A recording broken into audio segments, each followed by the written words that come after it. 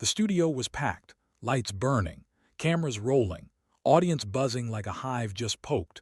On the surface, it looked like just another late-night taping, A-list host, national audience. Jokes coming fast, dressed up as clever, but backstage something was off. The production assistant had never seen the host like this. Nervous, pacing, checking his cards too many times. Not because he forgot his lines, but because of who was waiting behind the curtain, Karoline Leavitt, the youngest White House press secretary in American history. MAGA most precise voice, calm under pressure, unapologetic, armed with facts instead of feelings, and somehow still underestimated until tonight. 4 hours earlier, the call sheet hit the wires. Guest 2, Karoline Leavitt, segment 3. That's when the phone lit up. Producers buzzed. This is going to go viral. She's going to fold. She won't survive 8 minutes with him. And that was the plan. Invite her on, corner her, smirk through setups disguised as jokes, turn the crowd into a weapon. Let the laugh track drown out logic, classic play. But Karoline, she had read the playbook and memorized how to tear it apart. Backstage, Karoline sat alone, no entourage, no stylist, just her, a glass of water and a silent screen showing the host warming up the crowd. He laughed with ease, tossing punchlines like darts. The crowd followed him without question, cheering on cue, laughing right on beat. They're not here to learn, Sarah whispered beside her. They're here to pick a side. Karoline didn't respond. She was still watching. He's not after the truth, she said. He's after applause. Sarah paused. So what's the strategy? Karoline blinked slowly. Don't play his game. The show rolled on. The host joked about tariffs, TikTok, and Trump's latest meltdown. Each line designed to set a tone. This wasn't a place for facts. This was a place for takedowns. The audience howled with laughter, sipping on mockery like it was champagne. Then came the moment. The band played a short, upbeat tune. The announcer leaned in. She's the youngest press secretary in U.S. history and a rising political voice. Please welcome Karoline Leavitt. The audience clapped, half curious, half ready to sneer. Karoline walked out calmly. No wave, no performance, just presence.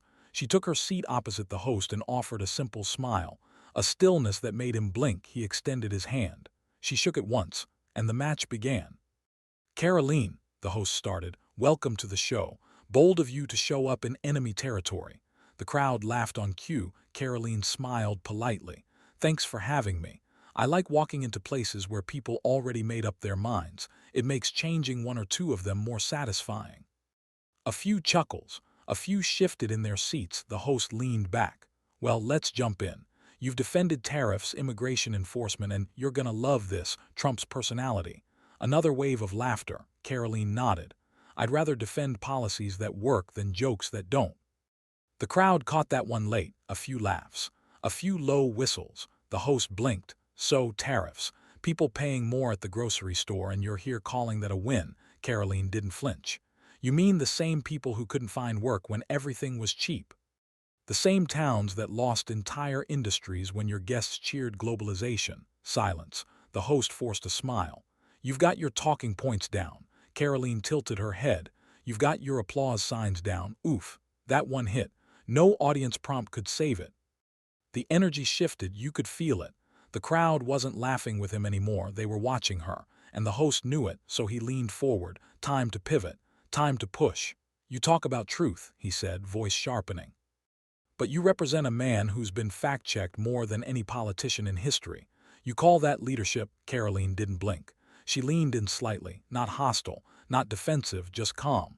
What do you call leadership? She asked. The host smirked. Well, not throwing tantrums on Twitter. Laughter again. Louder this time. He had landed a punch, but Karoline wasn't there to dodge. She waited until the laughter dipped. Then she delivered the line. You mock a man's tweets. I defend a man who brought 3 million jobs back. One of us is doing comedy, the other's doing history. The air changed, the audience, silent, not because they were stunned, but because they didn't know whether to clap or stay loyal to the smirking man in the suit. The host's mouth opened, then closed. For the first time in years on his own stage, he had been outpaced, not shouted down, outclassed. Sarah watched from backstage, gripping her notepad. That was the line, she whispered. Elias, watching the live feed beside her, nodded slowly. That wasn't just a rebuttal, he said. That was a warning. And out on the floor, the host tried to regain footing. Well, he said, you've clearly been trained well. Karolline smiled gently. Some of us learn from the real world. Some of us learn from cue cards. Oof again. The band didn't know whether to play. The producer didn't know where to cut. The audience didn't know who they were supposed to root for anymore. Because Karolline wasn't giving them a villain. She was giving them clarity. And it was louder than any punchline. The studio was quiet, not dead, just confused. The host, America's late-night darling, sat frozen for half a second too long, his rhythm broken, his audience uncertain. And Karolline, she just smiled, casually straightening her blazer like she hadn't just dismantled an entire segment with 17 words. The producers in the control room whispered into their headsets. "Do we cut to break?" "No, no, stay with it. We've never had a silence like this." Out front, the host tried to pivot. "Well, that's one way to spin it," he said, his voice thinner now. "You've definitely got your base memorized." Karolline replied without flinching, "I'm not here for base approval. I'm here because facts don't need a fan club." And there it was again. She didn't raise her voice. She didn't clap back. She just neutralized him twice. When the segment ended, the applause was hesitant, polite.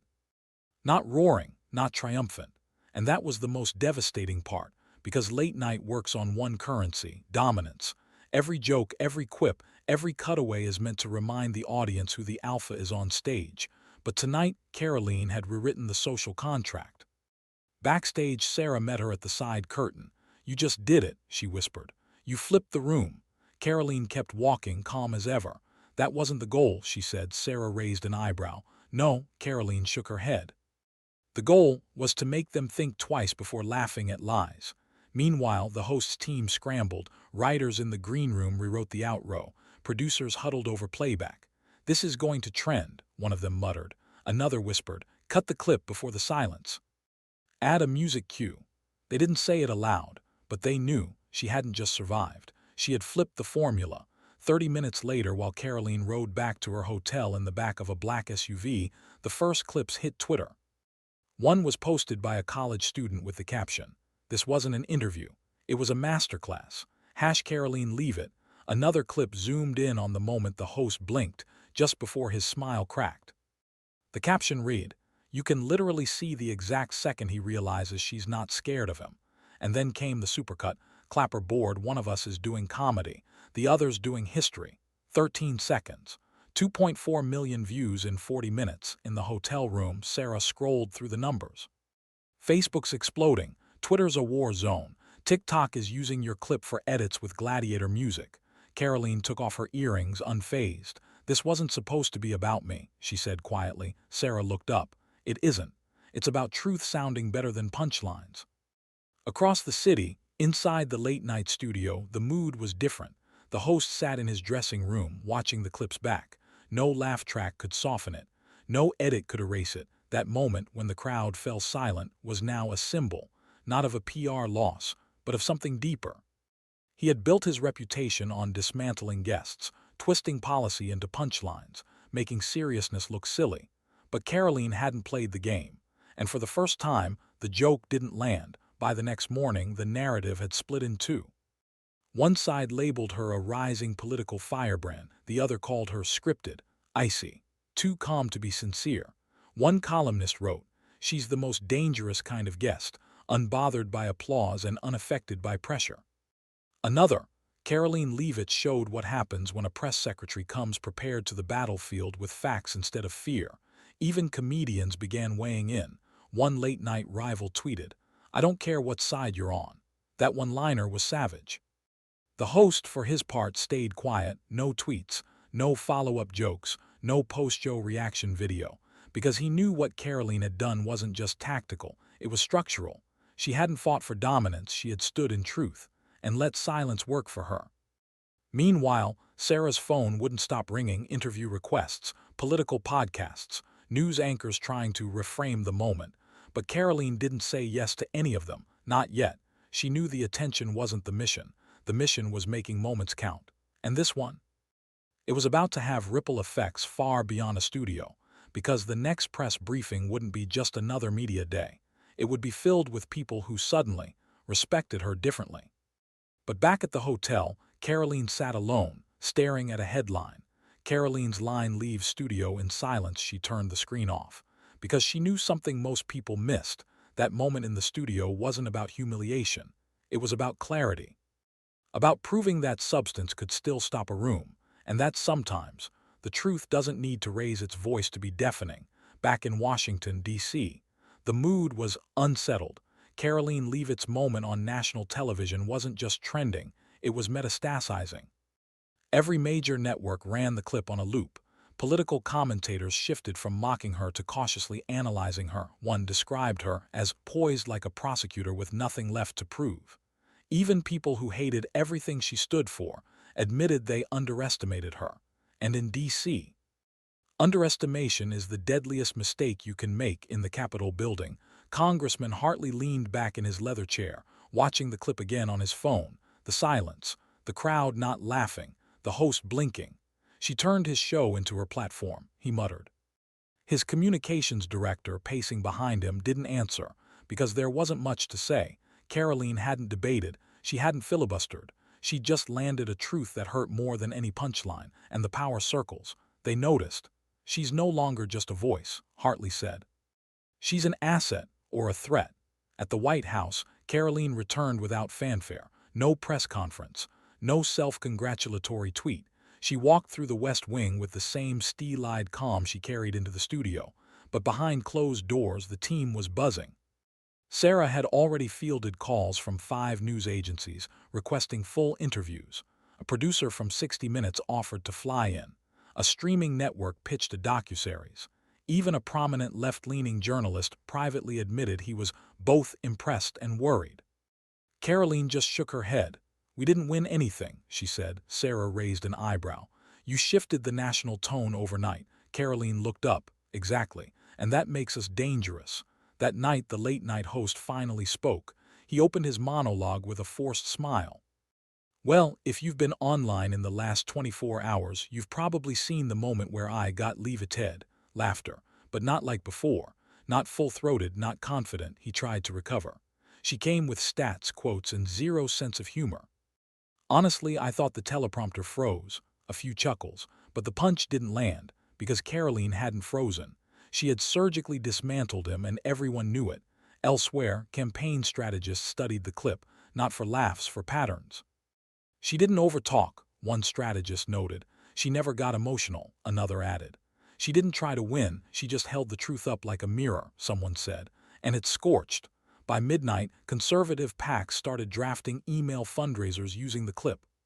Political influencers called her the future face of the movement. But Karoline ignored them all, because her mind was already on what came next. Well, before we dive into it, if you're enjoying this story and love such dramas, don't forget to hit that subscribe button. Every new subscriber keeps me motivated to dig deeper, uncover more wild stories, and bring you even crazier content. Your support means everything. It's what keeps this channel going strong. And trust me, there's plenty more chaos coming your way. Back to the story.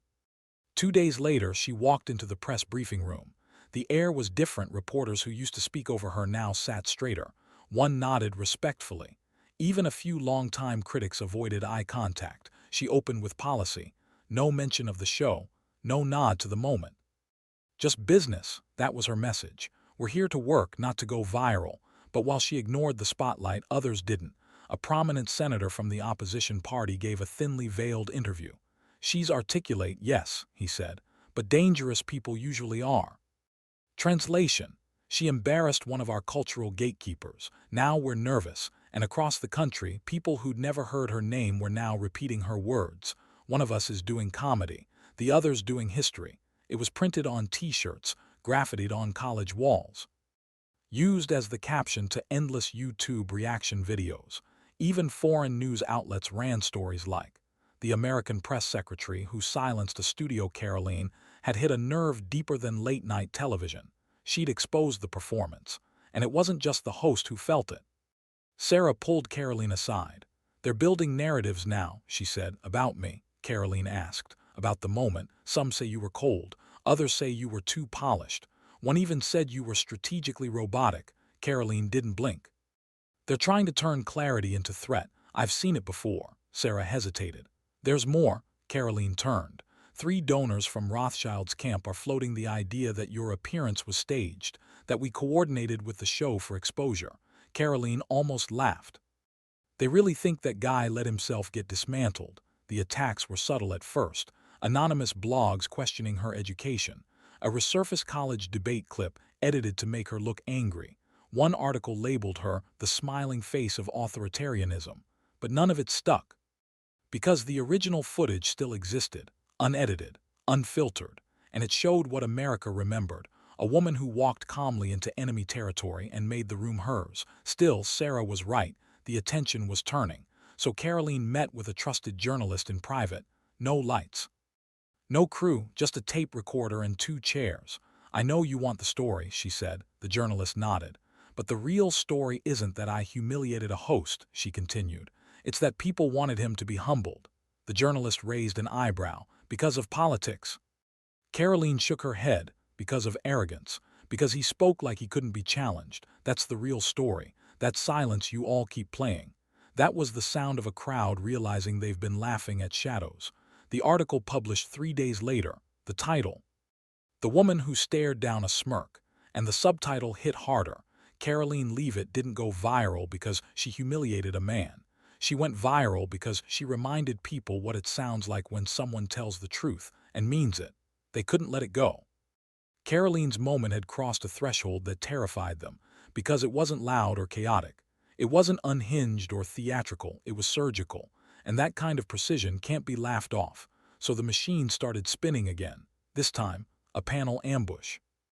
Not a late-night host with applause signs, not TikTok edits or half-baked articles. No, they wanted her on a round-table discussion. 4 panelists, 1 moderator, all carefully selected. The network billed it as the future of American political discourse. But Karoline saw it for what it was, an ambush in a nicer suit. Sarah brought the pitch to her desk. They say it's neutral. They're giving you equal airtime. Karoline raised an eyebrow. Name the other guests. Sarah hesitated. Senator Klein, Professor Herrera, and a CNN contributor who, well, let's just say their Twitter bio isn't a fan.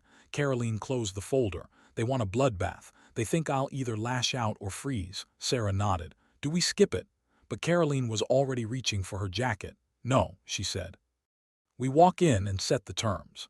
The night of the broadcast, the stage was clean blue lighting, modern chairs, glass mugs with fake coffee. The host welcomed viewers with a smile so practiced it could have been AI-generated. Tonight, we bring together 4 voices from across the political spectrum to discuss policy, polarization, and truth in the media. They didn't call it a trap, but the energy said it all. Karoline sat at the end of the row, calm, posture perfect. Senator Klein, a longtime establishment hawk, sat beside her. Professor Herrera, known for decolonizing public education, smirked as he adjusted his notes, and the contributor, already glancing down at their phone, probably queuing up tweets, the moderator turned first to Klein. Senator, let's talk tariffs. Are they outdated protectionism or economic security? Klein smirked. Protectionism.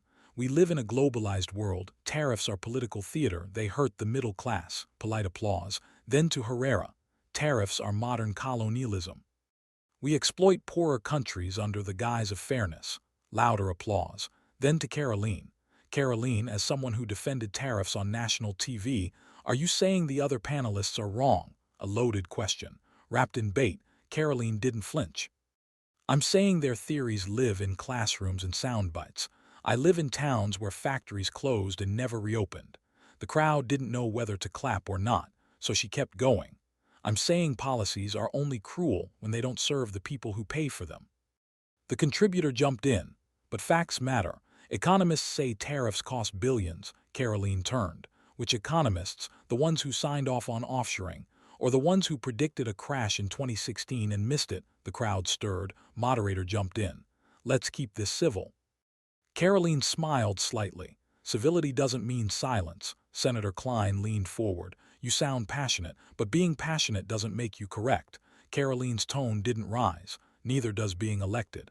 That hit. Even Herrera blinked. The moderator tried to shift topics.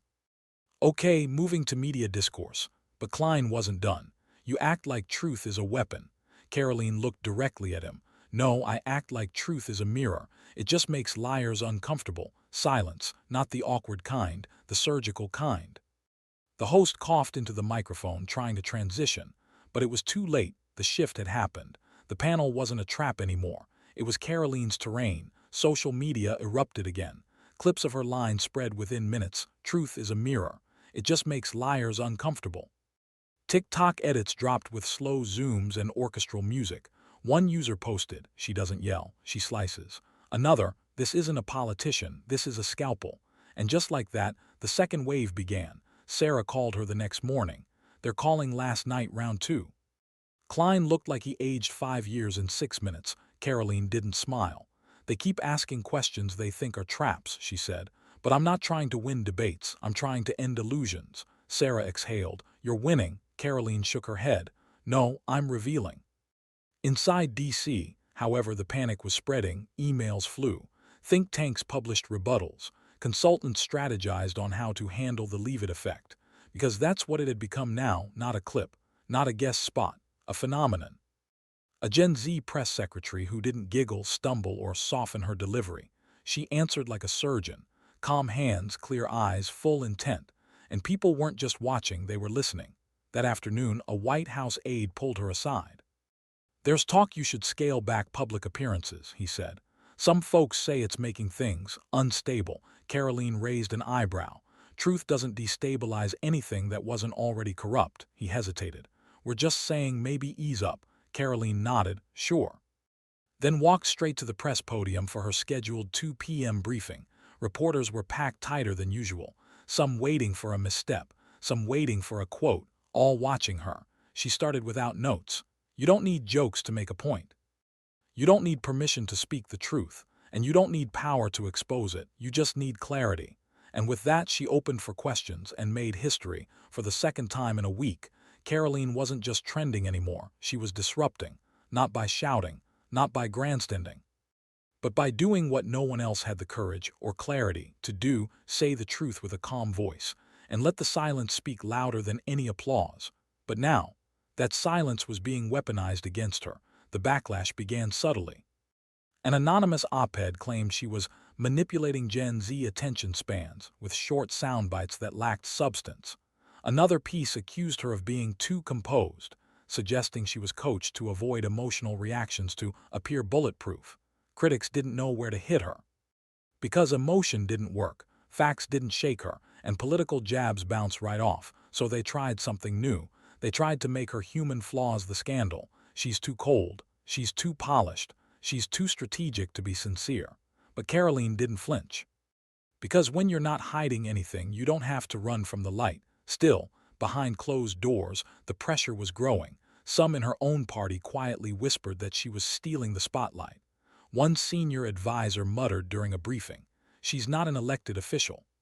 She's the press secretary," to which a younger staffer replied, "Yeah, and she's doing more to defend the truth than half the Hill."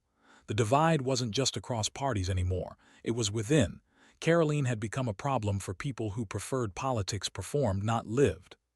And nothing is more threatening to a system than someone who's not playing the game. Sarah saw it coming. "You want to step back?" she asked one night. They were alone in the office. The city below pulsed with soft light. Karoline stared out the window for a moment. "If I step back now, they'll rewrite the silence into weakness." Sarah leaned forward. "They're already rewriting it, quietly. Emails, internal memos, they're looking for anything to pin on you." Karoline finally turned to her. "Let them look. They're still underestimating the one thing they can't manufacture." Sarah raised an eyebrow. "What's that?" Karoline answered flatly, "Stillness." The next morning she was invited to a university event, billed as a discussion on modern communication. She accepted. But with one request: no scripts, no pre-submitted questions, no safety nets. The school tried to push back, but Karoline stood firm. "This isn't a debate," she said. "It's a conversation. And if they don't trust me to answer honestly, they shouldn't invite me." They relented. And the room was packed. A senior in the back raised his hand. "Karoline, you're articulate and sharp, but don't you think your calmness comes off like detachment? Like you're more interested in winning arguments than connecting with people?" The room stilled. The moment was real. No traps, no tricks, and Karoline leaned in. "I don't speak calmly because I'm detached. I speak calmly because I've seen what rage does to truth. Rage turns facts into weapons and people into targets. I don't want to win arguments, I want to win back reality. Silence. Then applause, real applause. Not cued, not forced, because they didn't just hear a press secretary, they heard a citizen, a fighter, a woman standing between the noise and the truth. That clip went viral too, not because it was shocking, but because it was rare. In an age of screaming matches, she had become a new archetype, the silent scalpel. But the pressure didn't stop. That night, a leak dropped. Not a scandal, a fabrication. An alleged memo from her desk, fake, sloppily edited, but planted just well enough to create headlines. Within hours, hashtags swirled.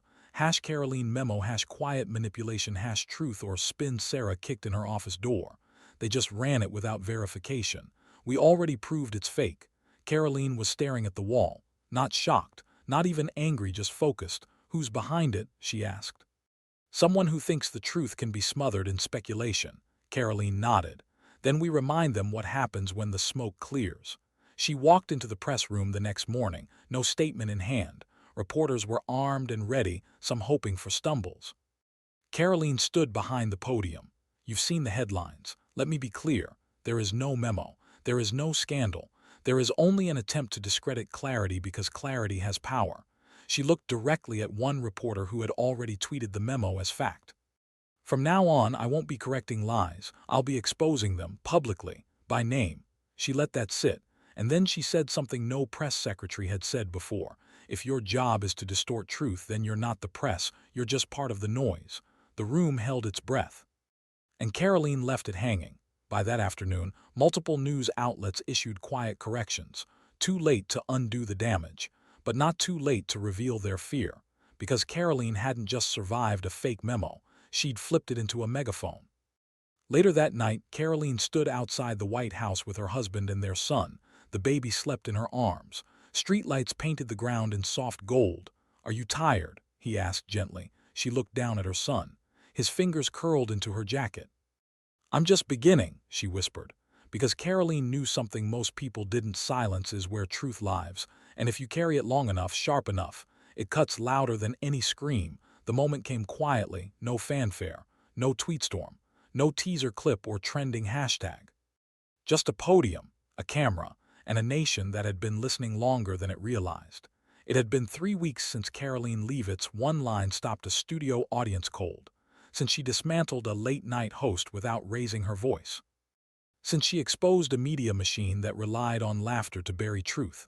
Now, all eyes were back on her, and this time it wasn't a reaction, it was a statement. The briefing room was full, not packed with reporters looking for headlines, packed with people looking for answers. Karolline stood behind the podium, wearing the same expression she always had: neutral, grounded, intentional. The difference now, everyone understood what that look meant. It meant she was about to speak, and no one in the room would leave the same. She looked directly into the cameras. I want to speak not as a press secretary, not as a Republican, not even as a political voice, but as an American who's watched too many good people silenced by sarcasm. A few heads tilted, pens hovered in midair. I went on a late-night show to speak policy. I was invited as a voice. But when I walked on stage, it was already decided I was a target. She paused, not for effect, but to let the weight land. Not because of what I said, but because of who I represented. She kept going. I didn't argue, I didn't shout, I told the truth calmly, and the room fell silent. Some people cheered, others mocked, but everyone felt the shift. Her hands never moved, her tone never spiked. That silence wasn't shock, it was recognition. Recognition that we've turned discourse into theater, questions into traps, disagreement into applause lines. She looked down for the first time, a breath, and then back up. And I'm done performing. The room stilled, not a single shutter click, not a whisper, only eyes locked on her and the soft hum of a nation watching. She went further. For every American who's been told to lighten up when they spoke the truth, this is for you. For every young woman who's been called robotic for being composed, this is for you. For every citizen who's watched the truth get laughed off stage, this is for you. And then her voice dropped just one note lower, just enough. You're not too serious, you're not too sharp, and you're not too much. Outside the press room, Twitter exploded. Clips from the speech were instantly clipped and reposted with captions like, "She didn't just defend herself. She defended us." No sarcasm, No spin, just truth standing on its own feet. Karoline Leavitt just ended performative media, and no one saw it coming. By nightfall, the late-night host posted a rare statement. I've spent 20 years making jokes about politics.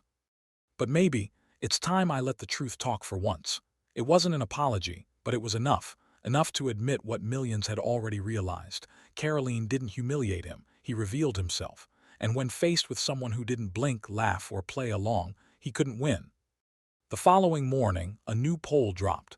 Karoline's name recognition had jumped 63% nationally. Among independents, she was now more trusted than any press secretary in 2 decades. But Karolline didn't retweet it, didn't celebrate it. She simply returned to work. Because she never wanted the fame, she wanted the focus. Later that week, she sat with her son on a bench just outside the White House lawn.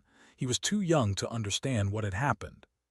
Too young to know that his mother had walked into the sharpest stage in America and turned it into a mirror. Too young to know she'd started something much bigger than politics. But he would, one day.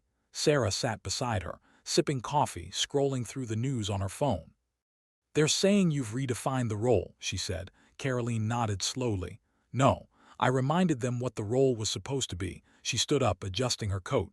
You know what scares them? She asked. Sarah shook her head. Silence. Karoline looked forward. No. Then she glanced back. Stillness. That still holds power. That night a new headline appeared above the fold. Karoline Leavitt didn't yell. She didn't crack. She didn't flinch. She just made America stop and listen. The article ended with a single line. She didn't break the noise. She became the pause between it and reminded us what truth sounds like. And across the country, classrooms, boardrooms, campaign trails, and dinner tables all replayed that same moment. A calm voice, a still breathe, a line so sharp it didn't echo. It ended the sentence. One of us is doing comedy, the other's doing history.